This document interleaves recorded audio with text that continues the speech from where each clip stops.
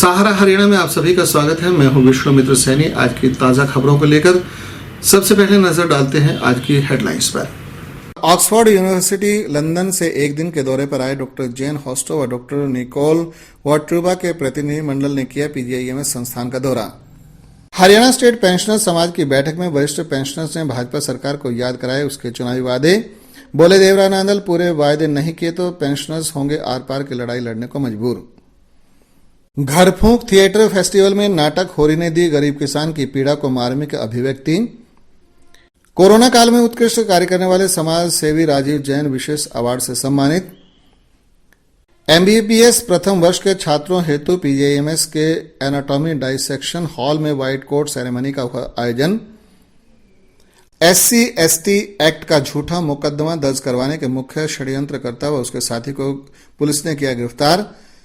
कहा पारिवारिक झगड़े से गुस्सा होकर रची गई थी साजिश। पंडित भगवत दयाल शर्मा स्वास्थ्य विज्ञान विश्वविद्यालय में मंगलवार को ऑक्सफोर्ड यूनिवर्सिटी एवं अस्पताल लंदन एवं जॉर्ज इंस्टीट्यूट से एक दिन के दौरे पर आए डॉक्टर जेन हॉस्ट्रो व डॉक्टर निकोल वॉट्रूबा के प्रतिनिधि मंडल ने संस्थान का भ्रमण किया व यहां की कार्यप्रणाली जानी। इसके बाद दोपहर में प्रतिनिधि मंडल ने कुलपति डॉक्टर अनीता सक्सेना व अन्य अधिकारियों से मुलाकात की। इस अवसर पर कुलपति डॉक्टर अनीता सक्सेना ने कहा कि संस्थान के चिकित्सकों का हमेशा से यही प्रयास रहता है कि मरीजों को उच्च गुणवत्ता की चिकित्सा सुविधा उपलब्ध करवाई जाए। उन्होंने कहा कि जॉर्ज इंस्टीट्यूट द्वारा जो हाई रिस्क प्रेगनेंसी पर कार्य किया जा रहा है वह काफी सराहनीय है। इस रिसर्च से प्रदेश की महिलाओं को काफी लाभ मिलेगा। डॉक्टर अनीता सक्सेना ने कहा कि इससे पहले भी जॉर्ज इंस्टीट्यूट ऑस्ट्रेलिया के साथ मिलकर 2 प्रोजेक्ट किए हैं और यदि अब नई रिसर्च होती है तो उन्हें और खुशी होगी। उन्होंने कहा कि इस नए प्रोजेक्ट को कार्यान्वित करने की जिम्मेदारी कम्युनिटी मेडिसिन विभाग के प्रोफेसर डॉक्टर वरुण अरोड़ा को सौंपी गई है। निदेशक डॉक्टर SS लौचब ने संस्थान में गर्भवती महिलाओं व नवजात शिशुओं को प्रदान की जा रही सुविधाओं के बारे में विस्तार से बताया। इस अवसर पर डॉक्टर मीनाक्षी, डॉक्टर एल्डो रोजन भी उपस्थित थे। Really aiming to work with all stakeholders along the process to understand this. So we're trying to do interviews and focus groups later this year to understand this and really to have experts giving their opinion on helping us understand what that situation is. And the aim is to then develop a strategy so that we can understand and prepare an effective implementation of the grant study. How women do and can talk about mental health problems to the ASHAs, how this can work, how referral could work. Haryana state pensioner समाज की मासिक बैठक आज स्थानीय Mansarovar park स्थित senior citizen club के जिलाध्यक्ष देवी सिंह देशवाल व कार्यकारी प्रधान वीरेंद्र सिंह शर्मा की संयुक्त अध्यक्षता में आयोजित हुई। इसमें भाजपा सरकार द्वारा अपने घोषणा पत्रों में किए गए वायदों को अभी तक लागू न करने पर भारी रोष प्रकट किया गया। वहीं सरकार से मांग की गई कि अपने वादे के अनुसार 65, 70 व 75 वर्ष की आयु के बाद पेंशन 10, 15 व 20% वृद्धि का नियम बनाया जाए। कैशलेस मेडिकल सुविधा सभी बीमारियों पर लागू की जाए। केंद्र की तर्ज पर हरियाणा सरकार भी कोरोना काल में 18 महीनों का बकाया एरियर सुप्रीम कोर्ट के निर्णय अनुसार 6% ब्याज सहित दिया जाए। केंद्र की तर्ज पर जनवरी से महंगाई भत्ता 31% से बढ़ाकर 34% तुरंत किया जाए। फैमिली पेंशनर्स को LTC सुविधा दी जाए। पुरानी पेंशन स्कीम OPS बहाल की जाए व केंद्र की तर्ज पर पेंशनर्स की मांगों की सुनवाई करने के लिए JCM का गठन किया जाए और बातचीत द्वारा मांगे मानी जाएं। बैठक में सभी वक्ताओं ने हरियाणा सरकार के खिलाफ जब तक मांगे पूरी नहीं होती तब तक जोरदार आंदोलन जारी रखने का निर्णय लिया और जिलावार धरने प्रदर्शन के क्रम में 26 अप्रैल को उपायुक्त कार्यालय भिवानी पर जोरदार धरना प्रदर्शन करने का निर्णय लिया गया। प्रांतीय प्रधान देवराज नांदल ने बताया कि 17 अप्रैल को दिल्ली स्थित दत्त भवन में all India state pensioners federation की बैठक बुलाई गई है, जिसमें सभी राज्यों के पेंशनर नेता भाग लेकर पेंशनर्स की मांगों को पूरा करवाने के लिए रणनीति बनाएंगे। उन्होंने यह भी कहा कि हरियाणा सरकार यदि समय रहते मांगे नहीं मानती तो हरियाणा के पेंशनर्स आर पार का आंदोलन करेंगे, जिसमें भूख हड़ताल व मुख्यमंत्री का घेराव तक किया जा सकता है, जिसकी पूरी जिम्मेदारी भाजपा सरकार की होगी। बैठक में स्टेट उपाध्यक्ष रामजीलाल पलवल की धर्मपत्नी शांति देवी व सोनारिया के सक्रिय सदस्य रणबीर सिंह हुड्डा की दुर्घटना में मौत होने पर हार्दिक शोक प्रकट करते हुए श्रद्धांजलि अर्पित की गई। बैठक के अंत में जिलाध्यक्ष देवी सिंह देशवाल व कार्यकारी जिला प्रधान वीरेंद्र शर्मा ने सभी का धन्यवाद किया और सुझाव दिया कि अगली बैठक में जिले के पेंशनरों से संपर्क करके नए सदस्य बनाए जाएंगे। जिला रोहतक की कार्यकारिणी और सदस्यों की विशेष बैठक देवी सिंह देशवाल और वीरेंद्र शर्मा की अध्यक्षता में संपन्न हुई और बैठक में बड़ा भारी रोष साथियों ने प्रकट किया कि हरियाणा सरकार ने जो वायदे किए थे, चुनाव घोषणा पत्र जारी किया था, उसके अनुसार अभी तक कोई वायदा पूरा नहीं किया। 65-75 की एज पर जो पेंशन बढ़ाने का नियम इन्होंने वादा किया था, आज तक कुछ नहीं किया। मांग कर रहे हैं, 11 मांग है हमारी, लेकिन सरकार बातचीत भी नहीं करती। इसलिए पहले सभी विधायकों को हमने ज्ञापन दिए, अब सभी जिलों के जिलाधीशों के माध्यम से मुख्यमंत्री के नाम ज्ञापन हम भेज रहे हैं और पलवल, झज्जर, फरीदाबाद, रोहतक, जींद, हिसार ज्ञापन दे चुके हैं। और अब अगला प्रोग्राम 26 तारीख ने भिवानी डीसी कार्यालय पर धरना प्रदर्शन होगा और मुख्यमंत्री का नाम अपनी 11 सूत्री मांगों का ज्ञापन हम भेजेंगे। और यदि सरकार ने फिर भी हमारी मांग नहीं मानी तो वो दिन दूर नहीं है, सारे हरियाणा के पेंशनर इकट्ठे होंगे और आर पार की लड़ाई की घोषणा करेंगे। ये हमारी पक्का इरादा है। सप्तक रंग मंडल और पठानिया वर्ल्ड कैंपस के संयुक्त तत्वावधान में आयोजित घर फूंक थिएटर फेस्टिवल में इस बार मशहूर कहानीकार प्रेमचंद के चर्चित उपन्यास गोदान पर आधारित होरी नाटक का मंचन किया गया। ब्लैक पर्ल्स आर्ट्स दिल्ली के कलाकारों द्वारा अभिनीत इस नाटक का लेखन विष्णु प्रभाकर ने एवं निर्देशन राघव कुमार ने किया।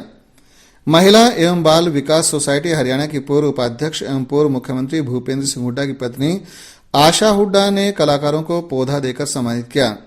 पूरे समय कार्यक्रम में उपस्थित भी रही। हुड्डा ने बेहतरीन प्रस्तुति के लिए कलाकारों की सराहना करने के साथ साथ शहरवासियों के लिए हर सप्ताह मुफ्त नाटक का आयोजन करने के लिए सप्तक के अध्यक्ष विश्व दीपक त्रिखा का भी आभार व्यक्त किया। इस मौके पर उन्होंने जाने माने आर्टिस्ट पवन मल्होत्रा और अभिनव टोली के जगदीप जुगनू व उनकी टीम को भी सम्मानित किया। हम बता दें कि नाटक का मुख्य पात्र होरी जिंदगी भर बेबसी का जीवन जीता है और अपनी मर्यादा की रक्षा के लिए संघर्ष करता रहता है। वह लगातार कष्ट सहकर भी सबको खुश रखने की भरसक कोशिश करता है। इसके बावजूद वह अपनी गरिमा की रक्षा नहीं कर पाता। नाटक की कहानी वैसे तो बनारस के किसी पिछड़े गांव की है, मगर उनकी परिस्थितियां उन्हें किसी एक प्रांत में बांध कर नहीं रखती। होरी भारत के किसी भी कोने का छोटा किसान हो सकता है। नाटक किसान की जिंदगी को दर्शाने के साथ साथ एक परिवार के निजी रिश्तों को भी बहुत ही सटीक तरीके से समझाता है। नाटक होरी की भूमिका में अर्चित मलकोटी और धनिया की भूमिका में प्रीति ने अपने जीवंत अभिनय से बेहद प्रभावित किया। अन्य कलाकारों में सचिन किरोड़ीवाल, नेहा बंसल, श्रुतिका, अमृता, सौरभ, सागर, युवराज, मनीष, वीर गहलोत, अभिमन्यु, वैभव, साहिल, अनिकेश और विकास ने भी अपने किरदारों के साथ भरपूर न्याय किया। देवांश वर्मा के संगीत ने सबको बांधे रखा। मेकअप सिमरन सिंह और मनीष का रहा। मंच की व्यवस्था ध्रुव यादव ने संभाली। हमको नहीं पता, कहीं से भी रुपया ला, पर हम भी गैया मत बेचो। दादा, गाय बेच के कुछ बेसी हाथ आएगी का? उससे अच्छा है कि आप हमें बेच दो। क्या बात कर रही हो? ऐसे तो समझाओ उनको। हमारे पास तो गहना गाठा भी नहीं है, लेकिन भी लगता है रुपया हाथ ले ले। वही तो हम इसको चले थे।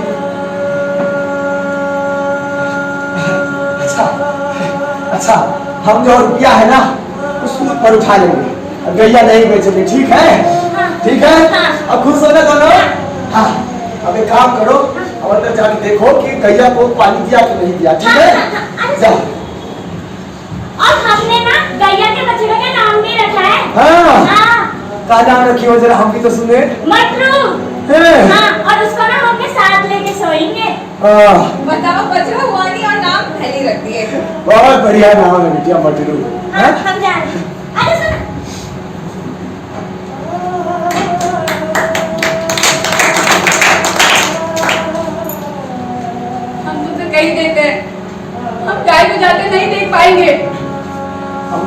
समझ नहीं आ रहा दुनिया। एक तरफ गिरे तो कुआं है, उस तरफ गिरे तो खाई है। अगर जीवीसी का पूरा बकाया नहीं चुकाएंगे तो हल नहीं चलेगा। और अगर पुराना बकाया चुकाने जाते हैं तो गैया जाएंगे। हम गैया को इसलिए थोड़ी लाए थे कि हम उसको बेच दें। जैसे हम चाहते हैं बेच दे, अपना दोस्त से गान भाग लेकर उसको बेच देना बहुत बुरा बात है। श्री जैन श्वेतांबर तेरापंथी सभा द्वारा विभिन्न क्षेत्रों में उत्कृष्ट कार्य करने वाले राजीव जैन को विशेष अवार्ड से सम्मानित किया गया। इस समारोह में विश्व शांति के दूत एवं जैन समाज के राष्ट्रीय संत आचार्य महाश्रमण ने शिरकत की और उन्होंने ये विशेष अवार्ड राजीव जैन को दिया। उन्होंने कहा कि समाज के लोग हमेशा ही मानवता की भलाई व राष्ट्र के प्रति समर्पित हैं। उन्होंने कहा कि कोरोना महामारी का पूरे देश में प्रकोप रहा है और इस बीच लोगों की बिना स्वार्थ के सेवा करना अपने आप में एक मिसाल है, जिससे समाज के लोगों ने अग्रणी भूमिका अदा की। दरअसल राजीव जैन ने कोरोना से बचाव के लिए लोगों को जागरूक करने के साथ साथ वैक्सीनेशन शिविरों का आयोजन कर ज्यादा से ज्यादा लोगों को वैक्सीनेशन के लिए प्रेरित किया। इसी उपलब्धि को लेकर राजीव जैन को आचार्य महाश्रमण जी ने विशेष पुरस्कार से सम्मानित किया। पंडित भगवत दयाल शर्मा स्वास्थ्य विज्ञान विश्वविद्यालय में एमबीबीएस प्रथम वर्ष के छात्रों हेतु एनाटॉमी डाइसेक्शन हॉल में व्हाइट कोट सेरेमनी का आयोजन किया गया। इस अवसर पर मुख्य अतिथि के रूप में एनाटॉमी विभागाध्यक्ष डॉक्टर सुरेश कांत राठी उपस्थित रही। उन्होंने वहां उपस्थित सभी छात्रों को एप्रेन पहनाकर बधाई दी। मंच का संचालन डॉक्टर कमल व डॉक्टर आरती ने किया। इस अवसर पर उपस्थित छात्रों को संबोधित करते हुए डॉक्टर सुरेश कांत राठी ने बताया कि हमारे समाज में व्हाइट कोट का बहुत अधिक महत्व होता है। उन्होंने कहा कि यह कोट पहनने के लिए छात्रों को कई साल संघर्ष करना पड़ता है और उसके बावजूद भी बहुत से बच्चे ऐसे रह जाते हैं जिन्हें यह अपने जीवन में नसीब नहीं हो पाता। इसलिए हमें खुद को बहुत बड़ा सौभाग्यशाली समझना चाहिए जो हमें यह एप्रेन पहनने का अवसर मिला है। इस अवसर पर doctor Vipin, doctor Gopal, doctor Aarti, doctor Kamal, doctor Raveena, doctor Vishal, doctor Sukhdev व डॉक्टर गुरप्रीत भी उपस्थित थे। कोटक विश्वविद्यालय में नव प्रवेशित विद्यार्थियों के लिए व्हाइट कोट सेरेमनी का आयोजन किया गया। इसमें बच्चों को पहली बार व्हाइट एप्रिन पहनाया गया। ये व्हाइट एप्रिन हमारे डिपार्टमेंट के विभागाध्यक्ष डॉक्टर सुरेश कांत राठी और डिपार्टमेंट के अन्य फैकल्टी मेंबर्स ने मिलकर बच्चों को पहनाया। ये व्हाइट एप्रिन पहनने के बाद बच्चों में हर्ष और उल्लास का माहौल था, क्योंकि ये व्हाइट एप्रिन डॉक्टर बनना बच्चों का एक सपना होता है और साथ में बच्चों के माता पिता का भी बहुत बड़ा सपना होता है। तो आज उनको पहनकर उनको ये महसूस हुआ कि उनका सपना पूरा हुआ।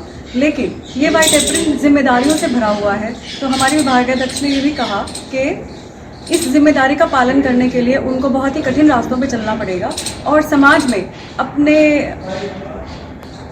इस प्रोफेशन को प्रूव करने के लिए उनको बहुत ज़्यादा मेहनत करनी पड़ेगी ताकि वो मेडिकल प्रोफेशन की इज्जत बरकरार रख सकें। टोहाना में SC/ST एक्ट के एक मामले में कार्रवाई करते हुए पुलिस टीम ने गहनता से जांच के बाद SC/ST का झूठा मुकदमा दर्ज करवाने के मुख्य षड्यंत्रकारी व उसके साथी को गिरफ्तार कर लिया है। पारिवारिक झगड़े से गुस्साए गोयल ने साथियों के साथ मिलकर ये साजिश रची थी।